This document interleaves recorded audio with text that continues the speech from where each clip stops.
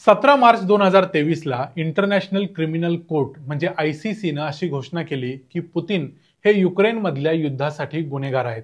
त्या युद्धामधले अनेक गुन्हे त्यांच्यावर आहेत आणि जर त्यांनी ICCचे मेंबर असलेल्या कुठल्याही देशाच्या भूमीवर पाऊल ठेवलं तर त्यांना अटक करण्यात येईल.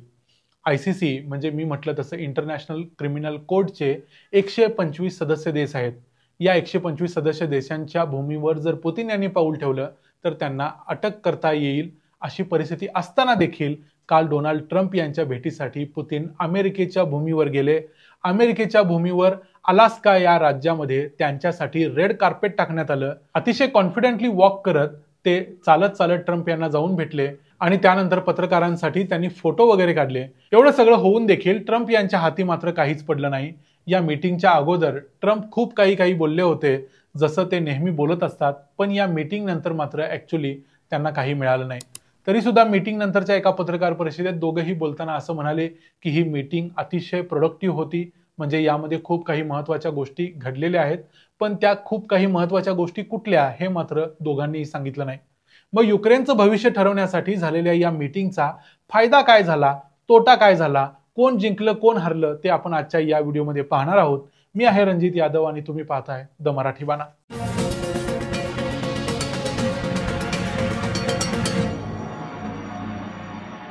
तुम्हाला सर्वांनाच माहिती आहे की रशिया आणि युक्रेन या दोन देशांच्या मध्ये मागची जवळजवळ 3.5 वर्ष युद्ध सुरू आहे. रशियाने युक्रेनवर हल्ला करत युक्रेनचा क्रिमिया हा प्रांत अगोदरच काबीज केला होता. त्यानंतर युक्रेनच्या पूर्वेचा भाग रशियानं मागच्या 3 वर्षांमध्ये हल्ला करून आपल्या ताब्यात घेतलाय. सध्या दोन्ही देश एकमेकांवर हल्ले करत आहेत आणि हे युद्ध थांबवण्याची घोषणा डोनाल्ड ट्रम्प यांनी अमेरिकेचे राष्ट्राध्यक्ष होण्याच्या अगोदरच केली होती. पण तरीही प्रत्यक्ष राष्ट्राध्यक्ष झाल्यानंतर 6 महिने उलटले तरी त्यांना हे युद्ध थांबवता आलेलं नाही. अखेर त्यांनी 8 ऑगस्टला असं जाहीर केलं होतं की ते रशियाचे राष्ट्राध्यक्ष व्लादिमीर पुतिन यांची अलास्कामध्ये भेट घेतील आणि या भेटीमध्ये काहीही करून युक्रेनमधलं युद्ध थांबवतील. तसं डोनाल्ड ट्रम्प यांना युद्ध थांबवायचा अनुभव दांडगा आहे. त्यांच्याच व्हाईट हाऊसने सांगितल्याप्रमाणे साहेब प्रत्येक महिन्याला एक युद्ध थांबवतात. त्याप्रमाणे मग काल 15 ऑगस्टला अमेरिकेच्या अलास्कामधल्या अँकरेज नावाच्या एका मिलिटरी बेसवर दोघांची भेट झाली. पण या भेटीत काय घडलं आणि काय हाती आलं हे मात्र दोघांनीही स्पष्ट केले नाही. या मीटिंगमध्ये काय काय घडलं, त्या गोष्टी कशा कशा झाल्या ते आपण सर्वात अगोदर बघूया. भारतीय वेळेप्रमाणे म्हणाल तर रात्री 12 नंतर व्लादिमीर पुतिन अमेरिकेच्या धर्तीवर उतरले. त्याचवेळी दुसऱ्या बाजूने अमेरिकेचे राष्ट्राध्यक्ष डोनाल्ड ट्रम्प विमानातून उतरले. पुतिन यांच्यासाठी रेड कार्पेट टाकलेलं होतं, म्हणजे एक प्रकारे त्यांचं मोठं वेलकम केलं गेलं. दोघांची चर्चा झाली, दोघांनी हस्तांदोलन केलं, हसत हसत दोघांचं बोलणं झालं. त्यानंतर अमेरिकेच्या राष्ट्राध्यक्षांच्या बरोबर एका लिमोझिनमध्ये बसून दोघेही मीटिंगच्या ठिकाणी गेले. जवळजवळ 3 तास या दोघांच्या मध्ये एक प्रायव्हेट मीटिंग झाली, ज्यामध्ये काय काय चर्चा झाली याबद्दल दोघांनीही पत्रकार परिषद घेतली.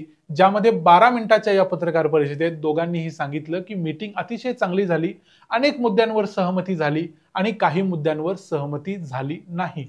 त्यामुळे मीटिंगचा परिणाम काय झाला हे थोडक्यात सांगायचं तर युक्रेनमधलं युद्ध थांबवण्यात कोणतीही संमती झाली नाही. म्हणजे सध्या तरी रशिया आणि युक्रेन यांच्यामधला सीज फायर ट्रम्प करू शकले नाहीत. दोघांच्या मध्ये कुठलंही लिखित असं अग्रीमेंट झालं नाही, कुठलाही करार झाला नाही. नंतरच्या पत्रकार परिषदेमध्ये दोघांनीही खूप चांगली चर्चा झाल्याचं सांगितलं असलं तरी त्यानंतर पत्रकारांचे प्रश्न मात्र दोघांनीही घेतले नाहीत. डोनाल्ड ट्रम्प यांची अशी अपेक्षा होती की पुतिन यांनी युक्रेनमधलं चालू असणारं युद्ध थांबवावं, पण हे युद्ध थांबवायला त्यांनी स्पष्ट नकार दिलेला दिसतोय. या मीटिंगला जाण्याच्या अगोदर ट्रम्प त्यांच्या नेहमीच्या स्टाईलमध्ये अनेक गोष्टी बोलले होते, अनेक स्टेटमेंट्स दिले होते, जसं की मीटिंग मला जर हवी तशी झाली नाही तर मी उठून निघून जाईल. He won't mess around me, म्हणजे मी असताना पुतिन माझ्यासमोर काही पंगा घेऊ शकणार नाहीत. आपल्याला पाहिजे तशी डील होण्याचे चान्सेस 75% आहेत. अशा अनेक गोष्टी ट्रम्प बोलले होते. पण प्रत्यक्ष मीटिंगमध्ये मात्र व्लादिमीर पुतिन हे ट्रम्प यांना वरचढ ठरले असंच दिसतंय. एकतर ज्या राष्ट्रासाठीचा हा प्रश्न आहे ते राष्ट्र म्हणजे युक्रेन या संपूर्ण चर्चेमध्ये कुठंच नव्हतं. युक्रेनचे राष्ट्राध्यक्ष झेलेन्स्की म्हणाले होते की आम्हालाही चर्चेत घ्या, पण ट्रम्प यांनी त्यांना घ्यायला नकार दिला कारण पुतिन यांनी तो नकार दिला होता. पण तरीही ट्रम्प यांनी युक्रेनची भूमी रशियाला देण्यावर शिक्कामोर्तब केलं नाही. हेच युक्रेनसाठी खूप महत्वाचं आहे, कारण झेलेन्स्कींना असं वाटत होतं की ट्रम्प युक्रेनची भूमी रशियाला देऊन टाकतील आणि शस्त्रसंधी करतील. पण अशा प्रकारची कुठलीही शस्त्रसंधी युक्रेन मान्य करणार नाही असं युक्रेननं म्हणजे झेलेन्स्कींनी अगोदरच सांगितलं होतं. पण तसं काही ट्रम्प यांनी केलेलं दिसत नाही. तसं असतं तर पुतिन यांनी शस्त्रसंधी मान्य केली असती, सीज फायर झाली असती.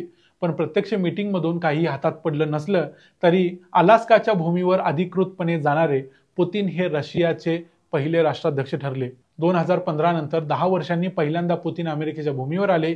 या अगोदर त्यांनी 5 वेळा अमेरिकेला भेट दिलेली आहे. मी मगाशी म्हटलं तसं इंटरनॅशनल क्रिमिनल कोर्टाने पुतिन यांच्या विरोधात अटक वॉरंट काढलेला असताना अमेरिकेनं त्या वॉरंटला धाब्यावर बसवत त्यांना रेड कार्पेट टाकलं आणि त्यांचं स्वागत केलं. हा पुतिन यांचा मोठा विजय आहे. अर्थात अमेरिका हा काही ICCचा सदस्य नाही, त्यामुळे त्यांना काय ICCचं वॉरंट बंधनकारक नाही. पण जरी असतं तरी देखील ट्रम्प यांच्या मर्जीपुढं कुणाचं काही चाललं नसतं. रशियावर अमेरिकेने जे सध्या सँक्शन्स लावलेले आहेत त्याच्याबद्दल काही चर्चा झाली की नाही हे समजत नाही, कारण अमेरिका रशियाबरोबर ज्या पद्धतीचे संबंध ठेवेल त्याचा परिणाम भारत अमेरिका यांच्यातल्या संबंधांवर होणार आहे. त्यामुळे त्या दृष्टीनं काय चर्चा झाली हे अजून तरी माहिती नाही. त्यामुळे 27 ऑगस्ट पासून भारतावर जो 50% टॅरिफ लागणार आहे भारतीय मालावर तो अजून देखील लागणारच आहे, असं सध्या तरी हाती लागलेल्या माहितीवरून लक्षात येते. रशियानं आता जी युक्रेनची पूर्वेकडची भूमी मिळवली आहे ती भूमी सोडून कोणत्याही प्रकारची डील करायला पुतिन तयार नाहीत. दुसरी गोष्ट, नाटो ही संघटना ज्या पद्धतीनं आपलं एक्सपान्शन करते आहे ते थांबलं पाहिजे आणि युक्रेननं त्यांची भूमी घ्यायचा प्रयत्न देखील थांबवला पाहिजे असं पुतिन यांचं मत होतं. ही गोष्ट घडली नाही, त्यामुळं कदाचित ही मीटिंग फेल झाली असं बोललं जाते. भलेही या मीटिंगमधून काही हातात आलं नसलं तरी व्लादिमीर पुतिन हे काहीही न करता फक्त अमेरिकेच्या भूमीवर पाऊल ठेवून आपल्या मनासारखं वागून ट्रम्प यांच्यासमोर त्यांनी दिलेली डील धुडकावून लावून ते निघून गेले. हा एक प्रकारे पुतिन यांचा विजयच आहे. आता या मीटिंगमध्ये अजून काय नवीन हाती आले की नाही ते उद्या सकाळी कळणार, कारण आता अमेरिकेमध्ये रात्र असते आणि जेव्हा सकाळ होईल तेव्हा अमेरिकेचे राष्ट्राध्यक्ष डोनाल्ड ट्रम्प एक पत्रकार परिषद घेतील. त्या पत्रकार परिषदेत बऱ्याचशा गोष्टी समजतील. पण सध्या तरी एक गोष्ट कन्फर्म आहे की रशिया आणि युक्रेन मधलं युद्ध थांबणार नाही. ही मीटिंग म्हणजे एक प्रकारचं शक्ती प्रदर्शन होतं. ट्रम्प यांनी देखील शक्ती प्रदर्शन केलं. दोघांच्या डोक्यावरून B-2 बॉम्बर्स वगैरे उडत गेले. अशा अनेक गोष्टी घडल्या, पण तरीही पुतिन त्यांच्या शक्ती प्रदर्शनात कमी पडले नाहीत. ते जेव्हा टेबलवर चर्चेसाठी बसतात तेव्हा त्यांना हरवणं अवघड असतं, हे परत एकदा त्यांनी सिद्ध केलं. या संपूर्ण चर्चेबद्दल, या डीलबद्दल तुम्हाला काय वाटतं ते तुम्ही आम्हाला कमेंट्समध्ये सांगा. व्हिडिओ आवडला असेल तर व्हिडिओला लाईक करा, चॅनलला सबस्क्राईब करा. पुन्हा भेटू पुढच्या व्हिडिओमध्ये. तोपर्यंत पाहत राहा द मराठी बाणा. जय हिंद.